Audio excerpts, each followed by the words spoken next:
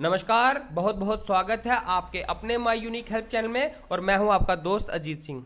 दोस्तों, जैसा कि आप जानते हैं कि जम्मू कश्मीर सरकार ने अपने सभी गवर्नमेंट एम्प्लॉयज़ के लिए प्रॉपर्टी रिटर्न भरना अनिवार्य कर दिया है। अब हर साल सभी गवर्नमेंट एम्प्लॉयज़ को अपनी प्रॉपर्टी रिटर्न 1 जनवरी से लेकर 31 जनवरी तक भरनी होगी और ये प्रोसेस सारा उनको ऑनलाइन करना होगा। कैसे कोई गवर्नमेंट एम्प्लॉयज़ अपनी प्रॉपर्टी रिटर्न ऑनलाइन अपने मोबाइल या कंप्यूटर से घर बैठे भर सकता है, तो जानने के लिए बने रहे मेरे वीडियो में शुरू से लेकर अंत तक। और यदि वीडियो अच्छा लगे तो लाइक और शेयर जरूर कीजिएगा। तो चलिए दोस्तों शुरू करते हैं।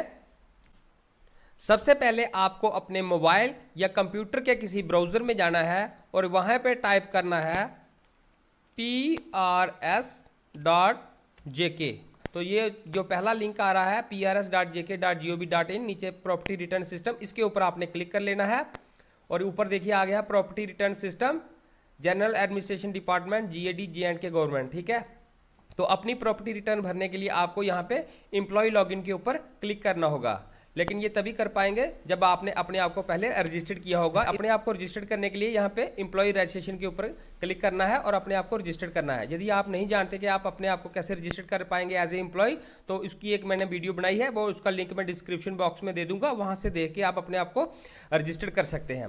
जैसे ही आप रजिस्टर्ड हो जाएंगे तो अपनी प्रॉपर्टी रिटर्न भरने के लिए एम्प्लॉय लॉगिन के ऊपर क्लिक करना है और यहाँ पे देखिए आपको अपना CPS नंबर डालना है। ठीक है, जो आपका CPS नंबर होगा वही आपकी ID होगी। पासवर्ड वो होगा जो आप क्रिएट करेंगे। तो अब मैंने यहाँ पे अपना पासवर्ड और CPS नंबर डाल दिया है और नीचे जो इमेज दी गई है एंटर करना है। तो देखिए जैसे ही वहाँ लिखा है सेम वैसा ही आपको यहाँ पे टाइप करना है और लॉगिन के ऊपर क्लिक करना है। तो नेक्स्ट पेज आ गया है, यहाँ पे लिखा हुआ है OTP send to your registered mobile number and email ID।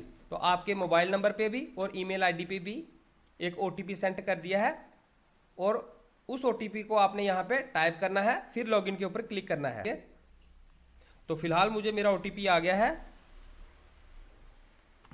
मैं इसको यहाँ पे टाइप कर देता हूँ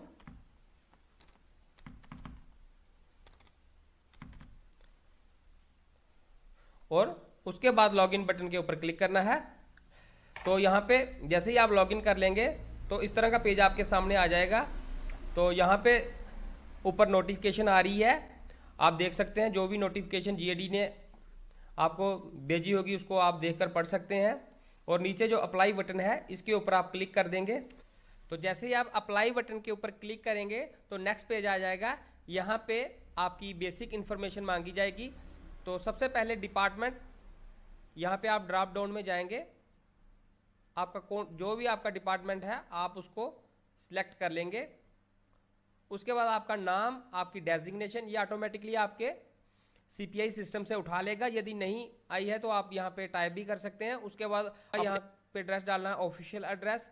अगर आप कहीं डिप्यूटेड है तो इसको टिक कर लीजिए, यदि नहीं तो इसको अनचेक रहने दीजिए। उसके बाद आपको यहाँ पे अपनी पे स्केल डालनी है, कौन सा आपका लेवल है। जैसे लेवल 5 में है 29,200 से 92,300 उस तरह का। ठीक है, जो आपका भी पे स्केल हुआ यहाँ पे आप डाल दीजिए। उसके बाद ग्रॉस सैलरी आपने लास्ट ईयर जो दिसंबर मंथ की होगी ग्रॉस सैलरी वो आपने यहाँ पे डालनी है। आप नेट सैलरी मत डालिएगा, ग्रॉस सैलरी में आपके सारे अलाउंसेस वगैरह इंक्लूड होते हैं। उसके बाद डेट ऑफ अपॉइंटमेंट, उसके बाद फैमिली स्ट्रेंथ, आपके फैमिली मेम्बर कितने हैं और ये जो प्रॉपर्टी है अगर आपको आपके फादर से मिली है तो इसको चेक कर लीजिएगा, और अगर आपको अपने इन-लॉज से मिली है तो दूसरा वाला ऑप्शन यहाँ पे टिक कर दीजिएगा। मान लीजिए कि आपको अपने इन-लॉज से कोई प्रॉपर्टी मिली है, तो जैसे ही आप यहाँ पे टिक करेंगे तो यहाँ पे कुछ 3 ऑप्शन ओपन हो जाएंगे। इन-लॉज नेम, इन-लॉज एड्रेस और इन-लॉज ऑक्यूपेशन। उनका नाम, उनका एड्रेस और वो क्या काम करते हैं ये आ जाएगा। ठीक है, तो उसके तो designation of the officer, where from statement of property return submitted last year. तो जिस भी ऑफिसर को आपने अपने लास्ट ईयर की प्रॉपर्टी रिटर्न सबमिट की थी तो उनका यहाँ पे डेजिग्नेशन डालनी है और यहाँ पे सेव बटन के ऊपर क्लिक करना है। मैंने कुछ डिटेल यहाँ पे सेव की हुई है इसलिए मुझे अपडेट दिखाई दे रहा है। यदि आप फर्स्ट टाइम यहाँ पे एंटर करेंगे अपनी डिटेल्स तो यहाँ पे सेव आएगा। सेव करने के बाद यहाँ पे आप सिंपली नेक्स्ट के ऊपर क्लिक करेंगे। जैसे ही नेक्स्ट के ऊपर क्लिक करेंगे तो इस तरह का पेज आपके सामने आ जाएगा, ऐड न्यू प्रॉपर्टी। आपने ऐड न्यू प्रॉपर्टी के ऊपर क्लिक करना है। मैंने ऑलरेडी 2-3 प्रॉपर्टी यहाँ पे ऐड की हुई है, तो आपको मैं बता देता हूँ। आपने यहाँ पे ऐड न्यू प्रॉपर्टी के ऊपर क्लिक करना है। उसके बाद आ जाएगा प्रॉपर्टी टाइप। तो प्रॉपर्टी टाइप में से आपको पहले मूवेबल प्रॉपर्टी सिलेक्ट करनी है। उसके बाद प्रॉपर्टी सब टाइप इसको सिलेक्ट करना है। तो cash balance jewellery house hold इसको आपने सेलेक्ट कर लेना है। उसके बाद ये सारा फॉर्म आपके सामने ऑटोमेटिकली ओपन हो जाएगा। तो प्रॉपर्टी सब टाइप डिस्क्रिप्शन, क्या क्या डिटेल आपने यहाँ पे भरनी है। Cash balance, saving bank deposit, shares, cash certificates, fix deposits, debentures, security bonds, jewellery ornaments and household items, electric and electronic items. ठीक है। कैश इन हैंड, तो लास्ट 31 दिसंबर तक जो आपके पास कैश इन हैंड था वो आप यहाँ पे भरेंगे, उसका amount.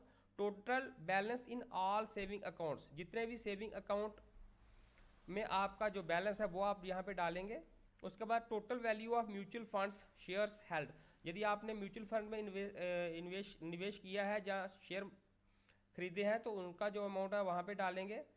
Fix deposit in any bank और any other financial instrument like Vikas Patra etcetera, तो यदि आपने कोई फिक्स डिपॉजिट कराया हुआ है तो उसका अमाउंट यहाँ पे डालेंगे।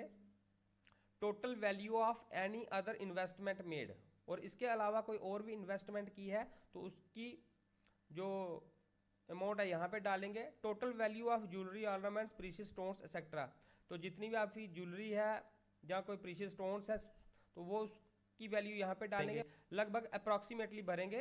Total value of house hold items, electronic items, तो आपके घर में जो भी सामान है, इलेक्ट्रॉनिक आइटम्स, सामान वगैरह, फ्रिज, कूलर, एसी वगैरह जो भी सामान है उसका लगभग जो भी मार्केट वैल्यू हो वह यहाँ पे डाल सकते हैं। उसके बाद कोई रिमार्क्स डालना चाहें वो डाल दीजिए और यहाँ पे सिंपली सेव के ऊपर क्लिक कर दीजिए। ठीक है। मैंने ये ऑलरेडी डिटेल यहाँ पे भरी हुई है अपनी, तो मैं आपको सिर्फ बताने के लिए ये बता रहा था। उसके बाद मैं बैक पे आ जाता हूँ फिर से। ठीक है।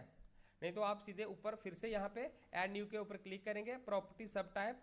अब यहाँ पे आप व्हीकल सेलेक्ट कर लेंगे। व्हीकल यहाँ पे सेलेक्ट कर लिया। प्रॉपर्टी सब टाइप ये भी इसका व्हीकल ही रहेगा। उसके बाद आ गया प्रॉपर्टी सब टाइप व्हीकल्स, तो टाइप ऑफ व्हीकल, कौन से तरह की व्हीकल आपने ली है, तो 2 व्हीलर है, 4 व्हीलर है, 6 व्हीलर है, जो भी आपने गाड़ी ली है। ठीक है। तो यहाँ पे आप डालेंगे। मेरे केस में 2 व्हीलर है तो मैं यहाँ पे 2 व्हीलर डाल दूंगा। उसके बाद डिस्क्रिप्शन ऑफ व्हीकल, व्हीकल की डिस्क्रिप्शन देंगे क्या, तो यहाँ पे लिख दूंगा मैं बजाज पल्सर 150 सीसी बाइक। ठीक है।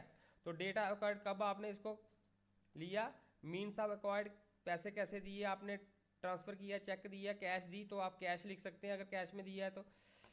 कॉस्ट ऑफ एक्वायरमेंट, कितने की इसकी कीमत थी, कितने का आपको मिला। ये मोड ऑफ एक्विजिशन क्या था इसका, आपने बाय परचेज लिया, जहाँ आपको कहीं से ये गिफ्ट मिला, या कहीं पे इनहेरिट मिला, जैसे भी आपको मिला।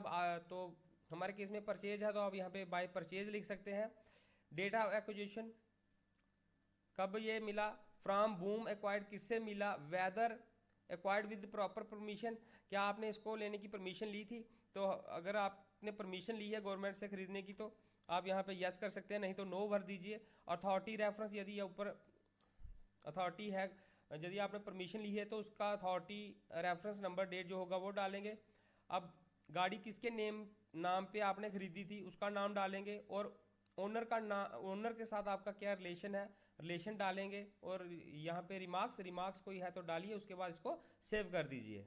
ठीक है। ये आपकी डिटेल जैसे ही सेव हो जाएगी, तो मैं बैक करता हूँ, सेव हो गई, यहाँ पे डैशबोर्ड पे सामने आ जाएगी। उसके बाद यहाँ पे फिर से आपको ऐड न्यू प्रॉपर्टी करना है, और इमूवेबल प्रॉपर्टी इसके ऊपर आप क्लिक करते हैं, प्रॉपर्टी सब टाइप। तो यहाँ पे क्या, बिल्डिंग, कमर्शियल और रेजिडेंशियल, ये वाली प्रॉपर्टी आप सिलेक्ट कर सकते हैं यदि आपके केस में है। अगर आपने कोई ज़मीन वगैरह में इन्वेस्ट की है या खरीदी है वो देख सकते हैं, या एनी अदर कोई प्रॉपर्टी है। तो मैं यहाँ पे फ़िलहाल आपको दिखाने के लिए लैंड के ऊपर क्लिक करता हूँ। तो जैसे ही आपने यहाँ पे क्लिक किया, प्रॉपर्टी सब टाइप डिस्क्रिप्शन, देखिए क्या लिखा है। सबसे पहले आपको अपनी स्टेट यहाँ पे डालनी है, जैसे जम्मू एंड कश्मीर वो आपको पता है, यहाँ पे आपने डालना है। डिस्ट्रिक्ट आपने डालना है, तहसील आपने अपनी डालनी है, उस विलेज का नाम डालना है जहाँ पे ये प्रॉपर्टी है, कंप्लीट एड्रेस डालना है उसका, उस जगह का, city, pin code, description of property में डिस्क्रिप्शन में आप डाल सकते हैं, जैसे किसी ने 2 कनाल खरीदी, लैंड फॉलिंग अंडर खसरा नंबर इतना, ठीक है, ऐसे आप लिख सकते हैं description.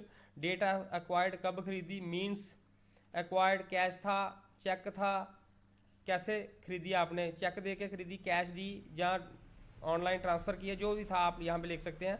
Cost of construction, acquirement including of land in case of house, अगर घर है तो आपने उसमें लैंड और घर की दोनों की कीमत यहाँ पे डालनी है, मार्केट वैल्यू के हिसाब से डालना है, ठीक है। मोड ऑफ एक्विजिशन, आपको इनहेरिट मिला, बाय परचेज मिला या फिर गिफ्ट मिला, जिस भी तरह से आपको मिला वो आप यहाँ पे लिख सकते हैं, जैसे बाय परचेज है तो बाय परचेज लिख सकती है।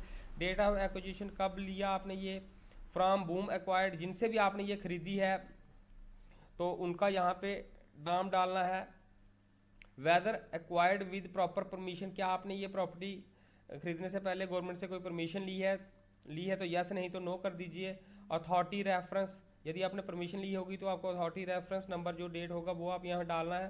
प्रेजेंट वैल्यू ऑफ प्रॉपर्टी, अब उस वैल्यू की क्या प्रॉपर्टी की वैल्यू है यह लगभग आप डाल सकते हैं मार्केट वैल्यू के हिसाब से। एक बात बता दूं, अगर आपने गवर्नमेंट रेट के हिसाब से डालेंगे तो वो गलत हो जाएगा, क्योंकि मार्केट वैल्यू ज़्यादा चलती है। आपने मार्केट वैल्यू के हिसाब से लगभग इतनी ही वैल्यू डालनी है जो मार्केट में रेट उसका चल रहा हो। एनुअल इनकम फ्रॉम प्रॉपर्टी, अगर उस प्रॉपर्टी से आपको कोई एनुअल इनकम आ रही हो, जैसे आपने कोई घर खरीदा उसको आपने रेंट पे दे दिया, उससे आपको इनकम आ रही हो, उस केस में, ठीक है, नहीं तो आप इसको जीरो रहने दीजिए। ओनर नेम, किसके नाम पे आपने ये जगह खरीदी है उसका नाम, ओनर रिलेशन और उसके साथ आपका क्या रिलेशन है वो यहाँ पे डालेंगे। रिमार्क्स कोई डालना चाहे तो डाल सकते हैं, उसके बाद इसको सेव कर देंगे, ठीक है। जैसे ही आप सेव करेंगे तो ये सामने यहाँ पे आ जाएगा। तो ये अगर आपके पास एक से ज़्यादा प्रॉपर्टी है तो आप फिर से आप लैंड मतलब के 1 2 3 अलग अलग जगह पे आपकी अलग अलग लैंड है तो आपको ये सारी प्रॉपर्टी डाल सकते हैं। जब व्हीकल है तो वो भी, जितनी भी व्हीकल है आप बारी बारी से सारी अपनी प्रॉपर्टी ऐड कर सकते हैं। अगर आपको कोई लगता है चेंज करना है तो आप यहाँ पे एडिट बटन के ऊपर क्लिक करके इसको ऐड भी कर सकते हैं, चेंज कर सकते हैं, ठीक है, किसी भी वक्त। लेकिन एक बार आपने यहाँ पे नीचे देखिए सब ग्रीन में नीचे बटन आ रहा है सबमिट, एक बार आपने फाइनल सबमिट कर दिया तो उसकी जो आपकी ये प्रॉपर्टी रिटर्न है ये सबमिट हो जाएगी, उसके बाद आप इसको एडिट नहीं कर पाएंगे। दोस्तों यदि आप अपनी ये सारी डिटेल भरने के बाद यहाँ पे वापस डैशबोर्ड पे आ जाते हैं तो फिर आपको डैशबोर्ड इस तरह का दिखाई देगा। तो यहाँ पे फॉर्म नंबर आ जाएगा, उसके बाद डिस्क्रिप्शन आएगी, नोटिफिकेशन, स्टार्ट डेट, कब इसकी नोटिफिकेशन निकली थी, सबमिशन स्टार्ट डेट, तो कब से इसकी सबमिशन होना स्टार्ट हो जाएगी, 1/1/2022 यहाँ पे शो कर रहा है। उसके बाद नोटिफिकेशन एंड डेट, तो कब तक आप इसको ऑनलाइन सबमिट कर सकते हैं, ये उसकी यहाँ पे डेट आ जाएगी। अभी ये एक्टिव है या नहीं, अगर यहाँ पे देखिए ट्रू आ रहा है इसका मतलब ये अभी सबमिट हो सकती है। इज सबमिटेड, अगर आपने सबमिटेड कर दी होगी तो यहाँ पे ट्रू आएगा, नहीं तो फॉल्स। तो देखिए दोस्तों मैंने सबमिट बटन के ऊपर क्लिक कर दिया, अब यहाँ पे डिक्लेरेशन आ रही है तो यहाँ पे आपने टिक करना है, I do hereby declare that the statement is true to the best of my knowledge and belief. I further declare that I have my wife, husband or any other member of my family as referred to the J&K Public Men and Public Servant Declaration of Assets and Other Provisions Act 1983 neither own nor have any property other than that statement, यानी कि इसके अलावा कहीं भी और मेरी property नहीं है। तो यहाँ पे आपने फाइनल सबमिट के ऊपर क्लिक कर देना है। एक बार आप फाइनल सबमिट कर देंगे उसके बाद आप इसको चेंज नहीं कर पाएंगे। Are you sure you want to submit this form, तो हाँ यहाँ पे ओके के ऊपर क्लिक कर देते हैं, ठीक है। उसके बाद आप यहाँ पे व्यू पे जाएंगे, ठीक है, उसके बाद आप प्रिंट ले सकते हैं या सेव करके भी अपने कंप्यूटर या लैपटॉप में रख सकते हैं इसको। फिलहाल मैं इसको प्रिंट ही कर लेता हूँ। तो आई होप कि मेरा ये वीडियो आपको अच्छा लगा होगा, यदि अच्छा लगे तो लाइक और शेयर जरूर कीजिएगा और प्लीज़ मेरे चैनल को सब्सक्राइब करना ना भूलिए। Thanks for watching.